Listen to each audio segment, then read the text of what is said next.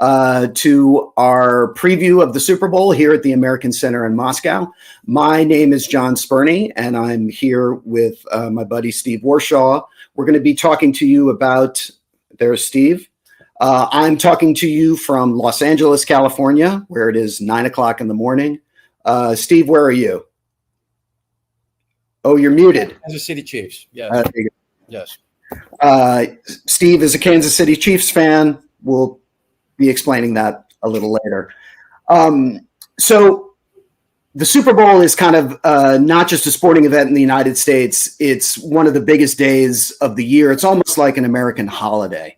And American football, which I'm just going to call football from now on because I'm an American, is the most popular sport in the United States. And it's especially popular, I think, because it's very well suited to being shown on television. And that allows everybody in the country to enjoy the sport, whether they're able to actually attend a game live or not.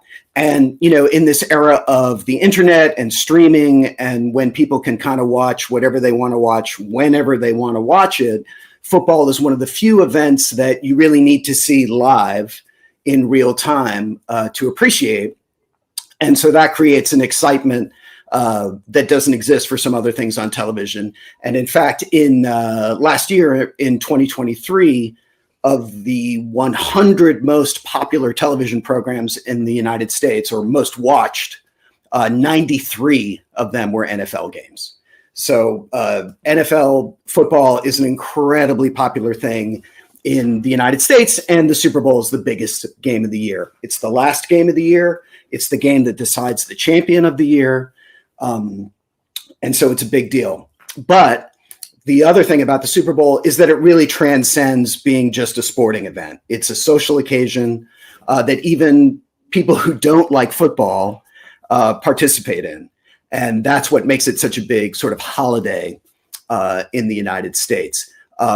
There are parties. People have Super Bowl parties. I'll be going to a Super Bowl party tomorrow with my friends here in Los Angeles. Steve, where are you going to watch the game? I'm going to watch it with my parents, who took me to Super Bowl III when I was 9 in 1969. So I would argue I'm one of the few living people that actually were at that game. Incredible. Yeah. True Super Bowl history, which we'll get into in a little bit. And for people who don't like football, the television broadcast is its own sort of show. And even the advertisements that are shown in between sections of the game are a huge thing for people in America. Advertisements are incredibly expensive. Steve's going to talk about that later.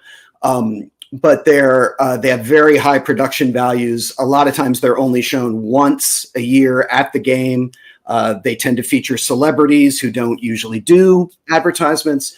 So that's a big part of the enjoyment for non-sports fans. And then, of course, in the middle of the game, there's a big halftime show with a musical star. And we'll be talking about that as well. And so a lot of people watch the game for that. So the broadcast really has something for everybody. And it really is just an excuse to have a big party and get together with your friends and family. And enjoy. So, and there's a lot of eating. Statistically, in America, we have a holiday called Thanksgiving, which is sort of a feast holiday. You get together with your friends and family and have a big meal. After Thanksgiving, statistically, Super Bowl Sunday is the highest caloric intake day of the year for Americans. So tomorrow, here in America, we're all going to eat a lot. We're going to drink a lot. We're going to be with our friends and family, and we're going to have a lot of fun. So I want to talk just really briefly about if you just, sometimes it's hard to just watch it and understand what's going on. It's not as complicated as it looks. And I'm just going to give you a very simple breakdown of how it works. And my apologies to people who already know the rules. But basically in football, there's a field that's 100 yards long. Each team is moving in a direction trying to get to the other end of the field. And the team against them is trying to stop them from moving in that direction. So when a team has the ball, they're on offense, they're trying to move in the direction, and the other team defense trying to stop them from moving in that direction. Each forward 10 yards. And if they're able to do that, they get 4 more chances. And that basically happens until if a team gets all the way to the other end of the field, they're awarded 6 points. The ball goes to the other team, and they start trying to go in the other direction 4 chances at a time. If a team is unable to get in 4 chances, the ball goes to the other team, and they start trying to go in the other direction. That's basically the whole game. You know, there are a lot of complexities and specificities on top of that, but that's the basic idea. Steve, would you agree with that? I would agree, and I would also let the audience know that only you, a Jeopardy champion, would know that the caloric intake on Super Bowl Sunday is only second to Thanksgiving. So I think that's why you were on Jeopardy and a champion. I think it's more that I just enjoy intaking calories. I think. Well done. I would say that if you looked at the Super Bowl, it really is Thanksgiving, Christmas, and New Year's all wrapped into one. It's a religion, it's a holiday, and we'll go into that later, but continue. Yes, I concur. Yeah. And I just want to quickly go over sort of the main positions. So the sort of on offense, the leader of the team is a guy called the quarterback. The quarterback is usually the only player who touches the ball every play. And in the old days, the quarterback would actually choose the plays that, you know, the strategy of the team. Now that's mostly done on the sidelines by coaches who literally radio it into the quarterback's ear. But the quarterback is the one who has the ball. He can either hand the ball to somebody who tries to run the ball forward, or he can throw the ball to somebody who catches it and tries to move the ball forward. So he's always the center of the action. And we'll talk about the 2 opposing quarterbacks in this game. They're both incredibly talented and kind of charismatic figures who are very famous in America right now. And then the quarterback either gives the ball to a running back who runs the ball, or throws the ball to a receiver, a wide receiver or a tight end, who catches the ball and moves the ball forward. They're kind of the marquee players on the offense. The defense is just trying to stop the offense from moving forward. So the defensive line is trying to get to the quarterback and stop the quarterback from giving the ball to anybody else. There are linebackers behind them who, if the ball is moving forward, are trying to stop the player from moving the ball forward. And in the very back, as the farthest away from the opposing team's quarterback, are safeties, and who are kind of the last line of defense at stopping the ball from moving forward. So those are kind of the basics. I'm simplifying things a lot, but it's not as complicated as you think. But the sort of prevalence of football in American society is based as much on marketing as it is on the game itself. And that is kind of Steve's area of expertise. And I would like him to talk about how that works. Well, I thank you. And John, jump in anytime you have more to add as well, because there's no end to the financial benefits of American football. And you can start right out with the money. We're capitalists in America, and everybody wants a bigger piece of that pie.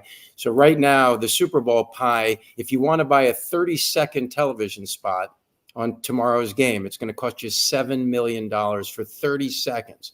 And that's gone up from 20,000 at the beginning now to 7 million. Just like the values of teams have gone up from 100 million, now they're $6 billion a team. The Washington Commanders just sold for $6 billion. So there's real money involved. And the Super Bowl halftime show, for instance, where interestingly enough, the performers only get scale wages. So they'll only make a few $100s, but the exposure that they get is in the untold millions for their careers and their record sales and their tours and their ticket sales. That said, there's also this year we have a new factor. It's called the Taylor Swift factor. That has brought in untold millions in merchandise sales and women's apparel for the NFL. just for people who don't know, Taylor Swift is involved in the NFL now because she's in a relationship. She's dating a player on the Kansas City Chiefs. And so she's often seen at Chiefs games cheering him on. And they're a very glamorous couple in American society right now. And her popularity has brought a lot of her fans to the NFL. I would argue it's like Joe DiMaggio and Marilyn Monroe back in the day. Yeah. Right.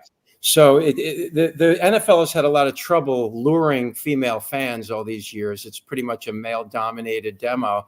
But now with Taylor Swift, we have a new game in town. And just like when Wayne Gretzky went to Los Angeles, no one had ever seen hockey in the Gretzky effect in hockey, and there will definitely be the Taylor Swift effect in the NFL. But getting back to the numbers, and there are big numbers. You had mentioned that 93 of the 100 television broadcasts, the highest rated shows, are NFL games, right? Not just the Super Bowl, but the playoffs and other games. And I also made notes. The only of those 7 shows that did make it into the top 100 were, number one, the moonwalk in 1969, when the United States walked on the moon, Neil Armstrong.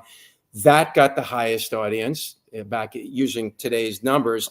Also, the other big numbers were MASH, and Roots was another big show. The O.J. Simpson car chase was up at the top of the list as well. So it's really hard to crack that top 100. And that's why when the NFL plays now, they don't only play on Sundays, because when it started, football was a religion. So instead of going to church or a cathedral, you would go to a stadium. And instead of having priests, you would have quarterbacks. They would be your holy men, your shamans, if you will. And then instead of receiving the Eucharist, the wafer, you would receive pretzels and beer. So this is really football has become a religion in the United States. It's so big that basketball, hockey, tennis, golf, hockey, you can just put them all in there and they don't add up to the NFL. That's how big the NFL is. The NFL is really the de facto American sport, and they're trying to spread the gospel now all over the world. They're playing regular season games in Brazil next year even, which is one of the first BRICS countries to receive an NFL game, but they're predominantly making their money in Western Europe, in Germany, and in France, and everywhere, London especially is where they're big. So I think that the NFL's goal is to eventually take over the world. I don't think they'll be successful because football, spelled F-U-T-B-O-L, as in soccer, is still the world's game. It's still the beautiful game. It's still seen and loved everywhere except in the United States. The MLS is now making great strides as a professional league, and Lionel Messi has come to give it credibility after David Beckham came to give it credibility. But the main talent still lies in Europe. So getting back to our favorite subject, the NFL, and looking at my list here, they have become part of the culture. They are no longer just a sport. And we talked about the halftime shows. Music is huge. Advertising is big. And of course, the athletes themselves go on to make untold millions in endorsement deals because of the exposure that they get. So, which is a great way to get into the game tomorrow, is that you look at a guy like Patrick Mahomes, who has become the de facto face of the NFL. Some people would say it's... We should just explain that Patrick Mahomes is the quarterback for the Kansas City Chiefs. So kind of the biggest star on one of the teams that will be playing in the game tomorrow. Right. And we'll get into this when we start comparing the teams, but he has become the icon. He is the face of the league right now. And the reason for that is that he is that much better than everybody else. He has brought new techniques to quarterbacking, throwing sidearm, underarm, backwards, no-look passes. He's sort of like the Magic Johnson of professional football. And for those Russians that don't know Magic Johnson, he was considered one of the greatest basketball players ever when we were growing up, John and I. And so, again, getting back to the marketing and the popularity, do I think that this is going to ever be big in Russia? Probably not. I don't think it will be, because I think Russia is still madly in love with soccer and also hockey and Formula One, and they have their own, sort of loves towards sport. it takes a learning curve to understand the game. So for those of you that are listening, I think John did a great job of explaining the basics. The problems come when you start to hear all the whistles and the penalties that come, because they're, even to experienced watchers, there's always controversy. What is a penalty? When can they call a penalty? And that's when all of the conspiracy theorists come out and start claiming that the referees, who, by the way, one interesting point about the referees in football, which differentiates them from every other sport, is that they're the only sport without full-time referees. They're part-time. And that creates a big problem, because there are a lot of controversies because of the refereeing, because the players are average, almost 300 pounds now. They're huge men. It's hard to catch them committing their crime because there's so many penalties going on during the game. But just to wrap up this section on marketing, baseball started out as America's game. It was America's pastime. They were granted antitrust exemption by the Supreme Court, and all the other leagues don't have that exemption. But at the same time, football has gone on to take over. Why? Because of college football, high school football. There are cities in Texas that draw 50,000 fans on a Friday night to see high school football. So the pipeline into the NFL goes through high school and then to college, and then you have the best in the world playing. And now we're receiving players from Africa, from Europe, from Samoa, from Tonga. There's players from all over the world that come to play in the NFL. And if you want to make money, it's a great way to make money. But unfortunately, after the average career, which is about 4 years, odds are you will probably end up with brain damage, and you'll need a new hip and a new knee. And the toll that football takes on the players is really brutal. Anyway, so I'll end with that. Yeah, it's a very punishing sport. Excuse me. And but strangely, I think sort of the violence of it is one of the things that attracts people to it, and makes it kind of particularly spectacular.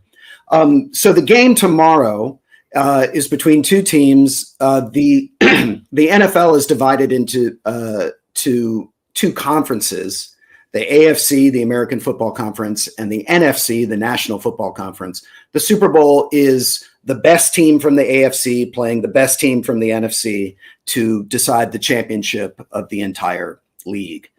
So the NFC team is the San Francisco 49ers.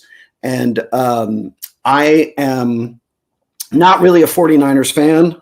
This is a New York Giants hat. I used to live in New York City, so I love the Giants. The Giants are an NFC team. The Giants are terrible. They're a terrible team right now. They haven't been to the Super Bowl in a long time. So as a Californian and as an NFC fan, I will be rooting tomorrow for the 49ers. Now, it may be confusing that their name is the 49ers. That is because in 1849, gold was discovered in California, and it brought a lot of people to California in search of quick riches, and that increased the population of the state of California, and specifically the city of San Francisco. Those people were known as 49ers because they came to California in 1849. So that is why the team is called that. They are a storied franchise that has won many Super Bowls. When I was a kid and Steve was a kid, they had this incredible quarterback named Joe Montana, who was one of the greatest of all time. Jerry Rice, incredible wide receiver, some really famous players. And just on a personal note, one of their most famous players, a wide receiver named Dwight Clark, actually went out with my sister. They dated when they were in college. So my sister has a real spot in her heart for the 49ers. And that's a nice thing. So this game tomorrow, where the 49ers play the Chiefs, is actually a rematch of Super Bowl 54, the Super Bowl that happened 4 years ago. And so that makes it kind of interesting. And there's a rivalry there, obviously. And there are some family aspects that are interesting. The coach of the 49ers is a guy named Kyle Shanahan. Kyle Shanahan's father was a Super Bowl winning coach. Coached a team called the Broncos from the city of Denver in Colorado. In the 90s, they won 2 consecutive Super Bowls. And so it's kind of interesting to have a father who won the Super Bowl and a son who's coaching a Super Bowl. So there's a real tradition in that family, a football tradition. The Niners ended this last season with a 12-5 record. They were the number 1 seed in the NFC, which just basically means they had the best record in the conference, and that allowed them to skip the first round of the playoffs, which is a big advantage in football because you have a week to rest and get better while the teams below you have to keep fighting it out.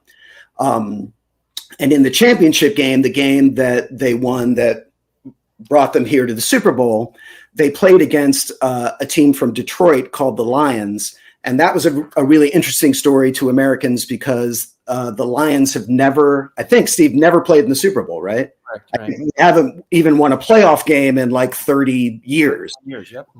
Mm-hmm. Not a very successful team. And the fact that they were able this season to get to the final game before the Super Bowl was very exciting, even for people who weren't fans of that team.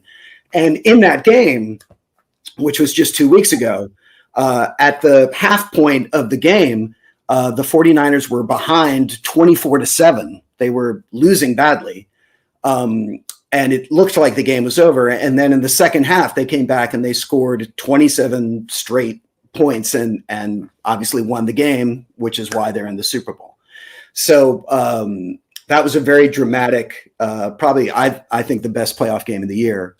The quarterback of the Niners is a guy named Brock Purdy, which, if you speak English, is the best quarterback name I've ever heard.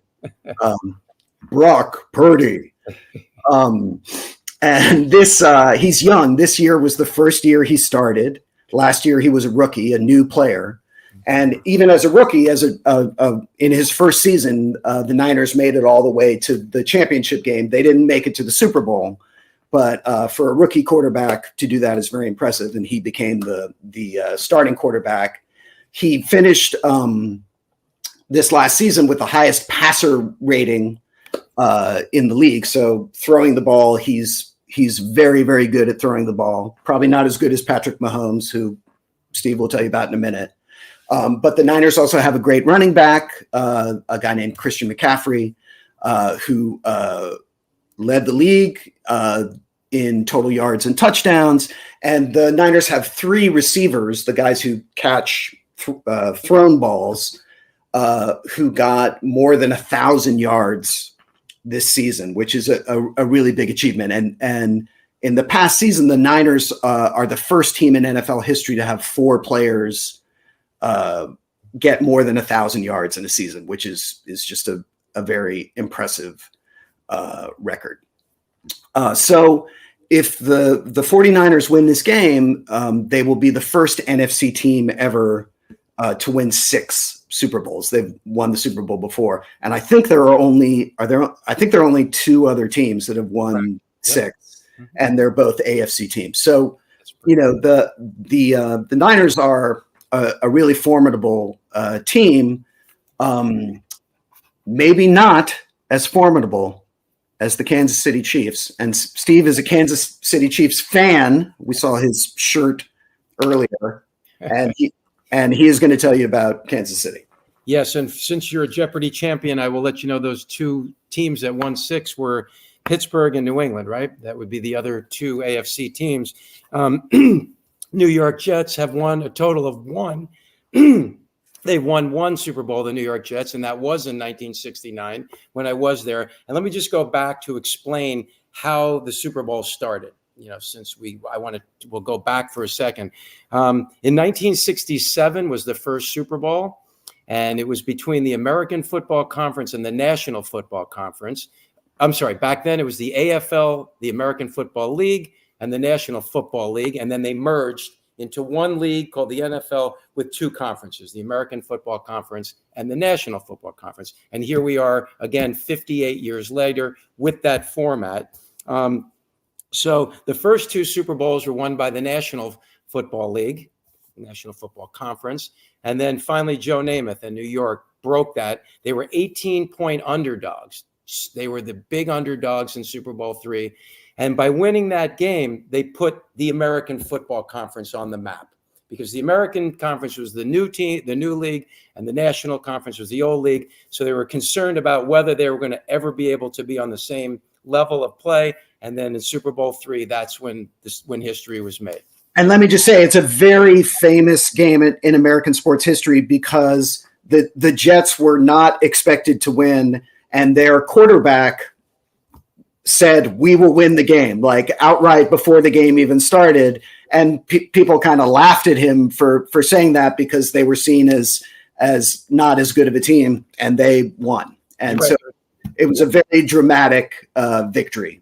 Yeah, the famous "I guarantee it," right? He said that lying on a reclining chair at a pool in Miami, cool as a cucumber, and sure enough, he backed it up. So that's Broadway Joe Namath is his nickname. He's in the Hall of Fame, and he shows up occasionally on broadcast. But I just want to also let you know my background, to go even further back, is that my first time in Russia was in 1993, when I was hired by the Pittsburgh Penguins to head to Moscow to create a joint venture between CSKA Hockey and the Pittsburgh Penguins, who had just won a couple of Stanley Cup champions.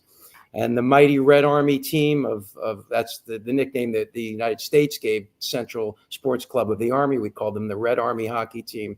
And that team has won 33 national championships. They won their 33rd recently, about 10 years ago, but they won 32 when I got there. So they were the most storied team in the history of sports, winning more championships than the New York Yankees, than any team in any sport. The Montreal Canadiens hadn't won as many as CSKA. So I got to work with Viktor Vasilyevich Tikhonov, the legendary coach that made it was more infamous because of his 1980 loss in Lake Placid, the famous game where the amateurs, the college kids from the United States. A game I was at. You were at that game, 1980. You were there. That's right. And so what it really did is it sort of put the U.S. hockey team on the map, even though the Russians really just had a bad day and they would never live that bad day down, and players got fired and coaches got removed. And anyways, a bad day in Russian history, a good day for the United States. But back to why football is so popular. If I can take hockey, hockey is a violent sport. It wasn't so much when I got to Russia, because Russia played the most beautiful game of hockey. And it was Coach Tarasov that is known as the father of modern hockey. And he created this game that looked like a chess match, moving his players beautifully. It wasn't the type of game that the NHL plays, which is to literally try to kill your opponent and then score the goal. Russian hockey was such a beautiful game, but unfortunately the American game has really bastardized the Russian game. And now the Russians play a more physical game as well, because obviously their goal is to get to the NHL. How does that connect to football? Well, because they're two of the most violent sports that we know, besides MMA and boxing and wrestling.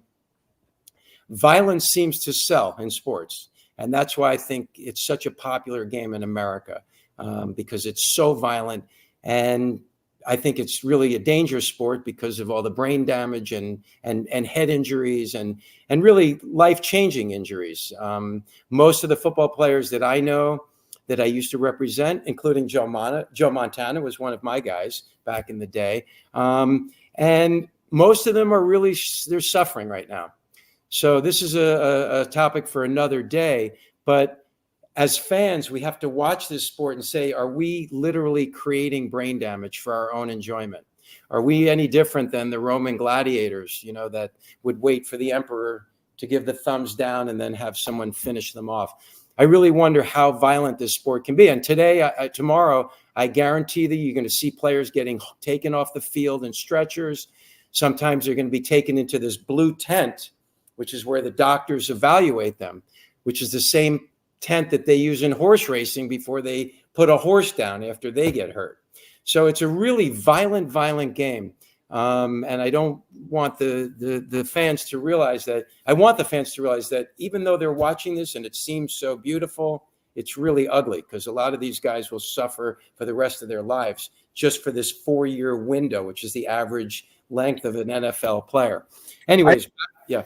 I think a really nice thing that has happened in the past 4 or 5 years is that the NFL has become very aware of that danger, and they're trying very, very hard to, they're redesigning their helmets, and just that whole the blue tent protocol is a new thing. It used to be even worse, where a player could get a concussion and then just be sent out onto the field to continue playing. Now there's a very strict concussion protocol where if a player is injured, they're not allowed to continue playing, and they can't play the next week's game. And they're trying to change the rules. Yeah, no, it's by definition a very violent sport. I'm just wondering, Steve, if you can tell people about Kansas City and kind of the standout players, and let's get into it. Mahomes earlier, but just some of the other guys like Kelsey and the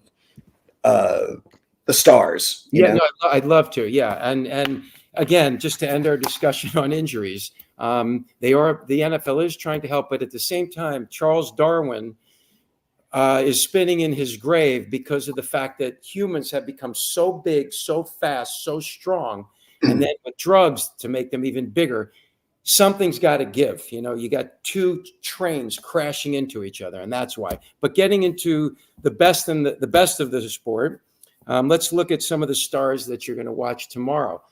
We talked about Patrick Mahomes. He went to a small school, Texas Tech. He was drafted 10th overall.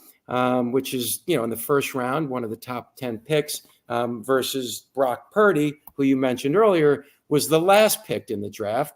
And his nickname, the last pick in the draft, is called Mr. Irrelevant, right?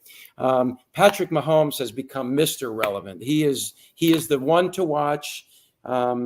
He's just so exciting. He's a magician.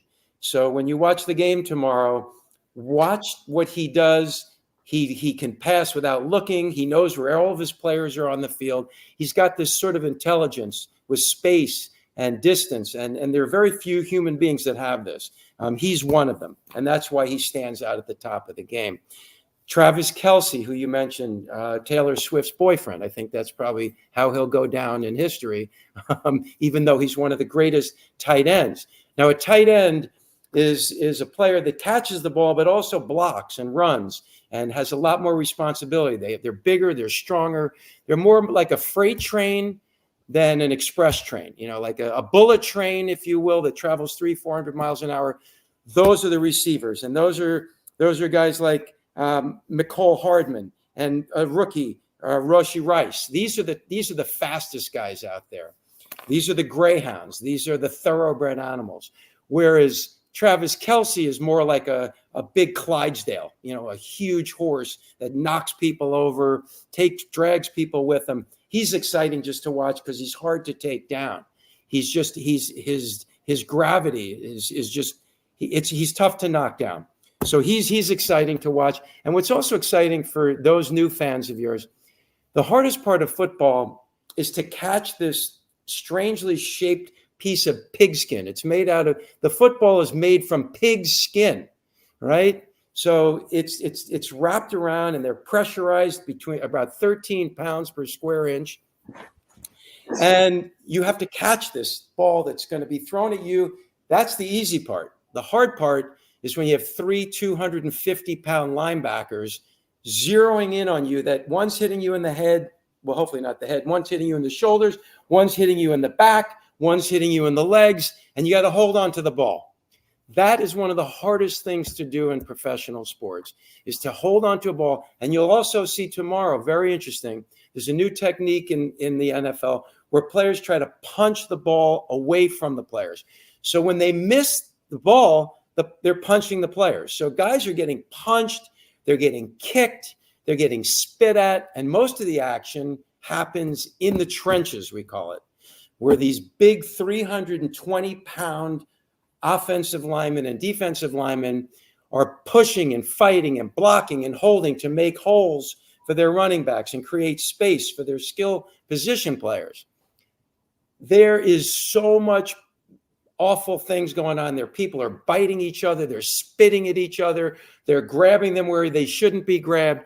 It is a really violent sport. You don't see much of this because you're seeing the beautiful plays catching the ball. But what you don't see is the violence in the trenches. So let me talk more about some of the guys that do the damage in the trenches. One of them is called, on the defensive side of the ball, is an all-pro named Chris Jones. Now, Chris Jones is about 275 pounds of muscle. And every year he's an all-pro, and he cannot be stopped by one player. They need two players to stop this man.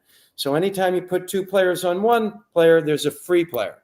And that's the beauty of having superstars, because you can create these differences in your team quickly, and then therefore creating these opportunities for the open players in the field. Couple more names to watch. Nick Bolton. He's a linebacker. These are the players that roam the field on defense, and they sometimes play the run, sometimes play the pass, but they are the best athletes on the defensive side, because you have to be strong, you have to be fast, you have to be able to catch, you have to be able to do a million things as a linebacker. And you also have to think, you have to call the plays. They're the play callers on the defensive side. On the offensive side, you have a quarterback. And as John alluded to, the technology is so fantastic today that all the quarterbacks have radios in their helmets. So you have 10 guys up in the booth with binoculars and cameras, and they can read almost like a field general in a war, looking down from a mountain to see the action on the field. So it's become very sophisticated, the NFL, the technology, the electronics. So on the defensive side of the ball, you need a very smart captain that can call plays down on the field for the defense. So that would be a guy, Nick Bolton. Willie Gay is another linebacker. And these are the main guys to watch. There's another exciting ball carrier named Isaiah Pacheco. And if you want to see a guy that is hard to bring down, it's Isaiah Pacheco. And watch that name tomorrow. Everybody's going to be watching Travis Kelce and Patrick Mahomes, but I'm going to be watching Isaiah Pacheco, because he's going to be one of these guys that's going to be left open, because everyone's eyes are going to be on the big stars. So that in a nutshell. And then finally, I want to point out the importance of the kicking game. Sometimes games are decided by 3 points or less. As a matter of fact, the odds of this game, the betting odds, San Francisco Giants are the favorites, and they're favored by anywhere from 1.5 to 2 points right now. And that means they have to win the game, not just by 1, but by 2 points now. The odds have gone. So it could be a field goal kick that determines the game with no time left on the clock. And that's why you right. Sorry, Steve, we should explain, because if you don't know the rules of football, we didn't explain earlier that when you're trying to get to the other side, if you don't make your 10 yards in 3 tries, 3 of your 4 tries, on the last try, if you're close enough to the end of the field, you can try and kick the ball to the end of the field. And that's called a field goal. That is only 3 points. But as Steve is explaining, it can become very important, especially at the end of a game when time is running out. A lot of games in the NFL are won by kicks rather than by passes or runs. Right. And you'll recognize the kickers. They're easy to identify because they're not wearing all of the equipment. And they're the smallest players out there because they don't have to hit anybody. Their job is to kick the ball. So Harrison Butker is the name of the Kansas City Chiefs kicker. Remember that name. He could come on at the end of the game and kick the winning field goal, and then lifted up in the air by his big, strong teammates, because he is sort of like, he looks like a mascot. They're very tiny, the kickers. And that might change. I think the evolution of the kicker will change as well, where you'll start to see 6'4" kickers that can actually run and throw and be more valuable than just kicking. So the game changes over the years and with the size of the players. So that's a quick look at the Kansas City Chiefs. Yeah, and I think we should say, like you say, the kickers are tiny, but the kickers are actually just normal-sized men. And the point is, the other players are so enormous right, that it makes normal people look like children. I mean, it's incredible. You'll see sometimes, members of the staff, coaches or assistants will run out onto the field to give a player water or whatever. And when you see the difference in size between a regular human being and just the enormous men who play this game, it's really shocking. I mean, basically, if you want to be a lineman in the NFL, you have to weigh at least 300 pounds. Like they literally will not even look at you if you weigh less than 300 pounds, which is incredible. And then one more thing just about the weights and the size of these players. These players are in college, they weigh 20, 30 pounds less than they do when they get to the pros. When they get to the pros, they feed them even more. And you'll notice the linemen, because they have big stomachs, they're fat. I mean, they're not even in great shape. They're strong as an ox, but to look at them, they look like they could drive a beer truck. They're like sumo wrestlers, basically. Like being heavy is advantageous because they can use their weight against their opponent. Exactly. So those are the sort of matchup. That's the matchup, the two teams. But as we were saying earlier, a lot of people who are going to watch the game aren't watching the game for football at all. They're watching the game for the halftime show. And also just music in general, because at the beginning of the game, every NFL game begins with someone singing the national anthem. And that happens in every NFL game. But the Super Bowl, because it is the biggest game of the year, it's usually a very big, famous celebrity who sings the national anthem. And there have been some really iconic performances of the national anthem. I think probably the most famous is Whitney Houston did an incredible rendition, which you can see on YouTube, that people still sort of talk about as a very moving moment. And she was just such an incredible singer, and the performance is just iconic. And I don't think anybody in America who saw that can forget it. But then, as Steve was saying, the halftime show is a huge deal, and basically a musical performer comes out and does a 15-minute show. It's a quick thing, and it's very impressive to watch. They assemble an enormous stage in the middle of the field, and there's always incredible lights and pyrotechnics and dancers, and it's a big spectacle that they managed to put together and take apart very, very quickly. And it's always impressive. And so this year, Usher is performing the halftime show. But there are some performances that also just kind of remain iconic, and people who saw them at the time will never forget.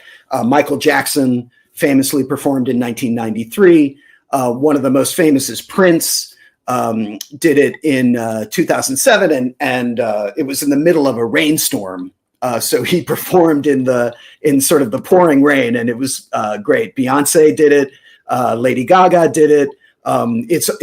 It's always, and there was a period when it was kind of iconic classic rock people. So the Rolling Stones did it. The Who did it. Bruce Springsteen did it.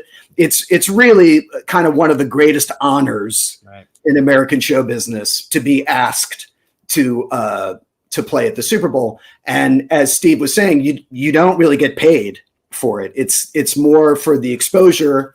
I mean, hundreds of millions of people are going to see your performance, and it's really an honor. And it's always exciting to watch the performance because whoever is doing the show is up against this incredible history of iconic performers.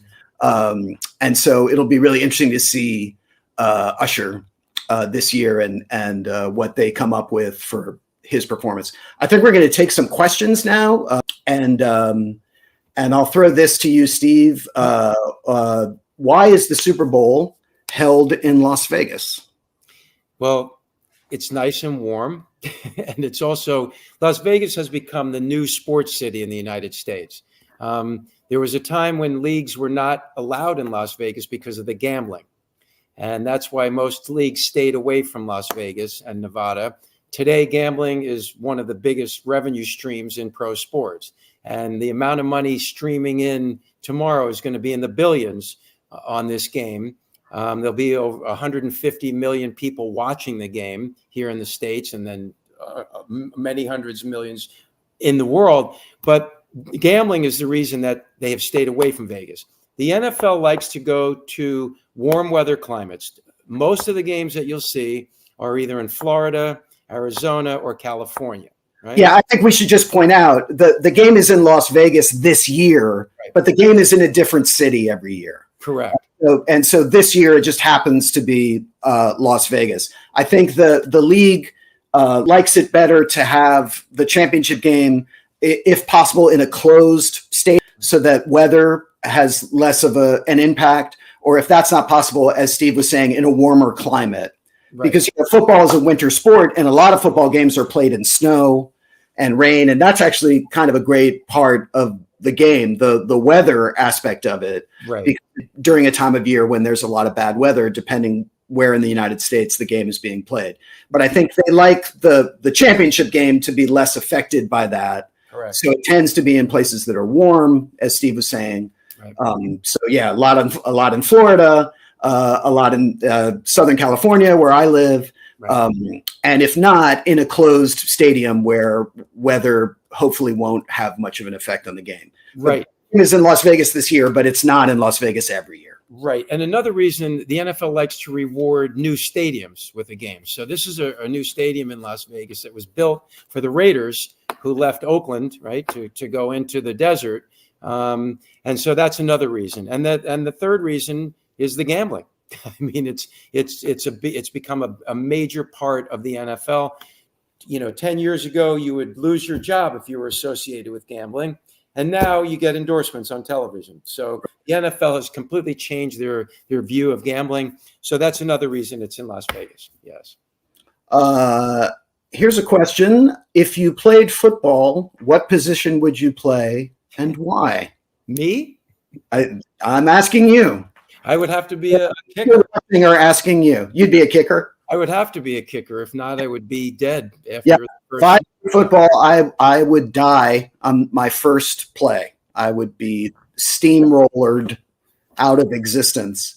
I mean, obviously, everybody, if you dream of playing football, I think you dream of, being a superstar quarterback.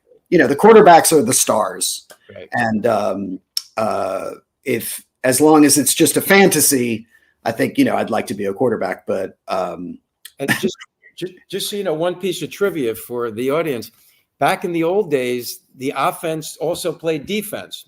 So you would play on both sides of the ball. And now with specialization, right, you don't see that. So that question, in the old days, you would have to pick one on offense and one on defense. But no, for me, it's going to be soccer and maybe being a jockey in horse racing. Much healthier. Somebody's asking, has Taylor Swift played at the Super Bowl? And the answer is no. She has never performed. And, I guess it would have been incredible if she could have performed this year. That would have been amazing, given her relationship with Travis Kelce on the Chiefs. But she has never performed. Maybe next year. I don't know. It's very interesting because she is supposed to be at the game this year.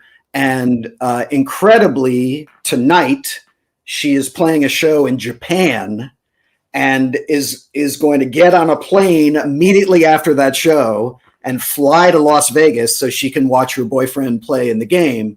And through the craziness of the international dateline, I think she gains a day because she's flying in the opposite direction that the Earth moves. So she's going to be able, hopefully, to be at the game, even though tonight she is playing a show in Japan. So I think a lot of people are looking forward to a lot of when you watch Chiefs games, basically whenever Kelce makes a good play, they cut to Taylor on television. They'll show Taylor in the stands, cheering him on. And it's been a really nice thing to watch. But she has never she's never played the Super Bowl halftime show. Yet, right? Yeah. Steve, there's a good question for you. Will this be the largest audience for a Super Bowl ever? Yes. Every year it gets bigger and bigger. And it's sort of like the players. The players get bigger and stronger every year. So do the TV ratings, so do the ticket prices, so do the ads in the Super Bowl, we mentioned $7 million for 30 seconds of ad time. Yeah, we should stress that for the Super Bowl, a lot of advertisers make especially long ads, like 60-second or even 90-second long ads. So multiply that by $7 million for every 30 seconds. Right. And, it's an incredible amount of money. It's a lot of money. Yes. So the answer to the question is yes. The audience will keep getting bigger. And the NFL's goal is to, as I mentioned, they're going to go into Brazil. They've been in London. They've been in Germany. So yes, their goal is to spread their gospel, spread the religion of the NFL. And every year it should get bigger. So somebody's asking, what is the cultural significance of American football? That's a big question. Have you both grown up watching and loving football? And I certainly have. I know Steve has too. We were talking before we were sort of live here about when we were kids, going to see games as kids. And my family were always big fans of the football team in Washington, D.C., the capital of the United States. And so when I was a little child, I would go see football games in the stadium every week. And it was really a big tradition in my family. It still is. And I think, watching the Super Bowl, one of the things that's really nice about the Super Bowl is it is really kind of a family occasion. And you get together with your family. And when I was a kid, my mom would always make chili, which is a Southwestern American stew that goes very well with football, I think. And I think a lot of Americans have really specific food memories about Super Bowl. And it's really a family occasion, families and friends. Unfortunately, my family now live on the East Coast, very far away from where I live. So I'll be spending the tomorrow with friends, but it's a really nice way to get together with people you love and enjoy the game together. Steve, what are your memories of? Good memories. I just want to know about chili. Would you consider chili the American borscht? I mean, how would you? I don't know. It's more of a stew than a soup. But. Okay, well said. Just again to talk about how my memories. My father and mom took me to Super Bowl III, the cost of a ticket in 1969. And we were sitting right next to the Apollo astronauts that walked on the moon. Wow. So it was pretty cool. Yeah, I was 9 years old. The ticket price were $12.50 a ticket. And now they're selling face value up to $2,500 a ticket. So things have changed. But yes, the memories are great. My dad and mom used to take us to the games, and back then you could even go onto the field after the games, and you could actually go talk to the players. That's how easy it was to become part of this football experience. Nowadays, you'll go to jail if you try to get on the field. Let me just say that my family, as I was saying, they loved the Washington football team, and when the Washington team moved from one stadium to another stadium, my family went to see the last game they played at their original stadium. And when the game was over, my father went down to the field and took out some of the grass and planted it in our front yard. Now that's a fan. We would have grass from the field in our house. So it's a very big part of people's lives. This is a very quick one. If we can't watch the Super Bowl tomorrow, will they play it again? They will not. I'm sure you'll be able to watch a replay of the game. It'll certainly highlights will be on YouTube, and you'll be able to see the best plays from the game. But one of the things that makes watching the game so exciting is that it happens when it happens, and when it's over, it's over. Right. And that's kind of the excitement of sports in general. And the Super Bowl specifically. I also want to take this question because it's for me, but maybe it applies to you too, Steve. Somebody asks for John, is it hard to cheer for a team that always loses? Yes. Yes, it is. But, if you're patient, when your team finally wins, it's that much more exciting and meaningful. And it's been a long time since the Giants were any good, but they'll be good. at some point, and when they are, I'll be even more happy because I waited such a long time for them to be successful.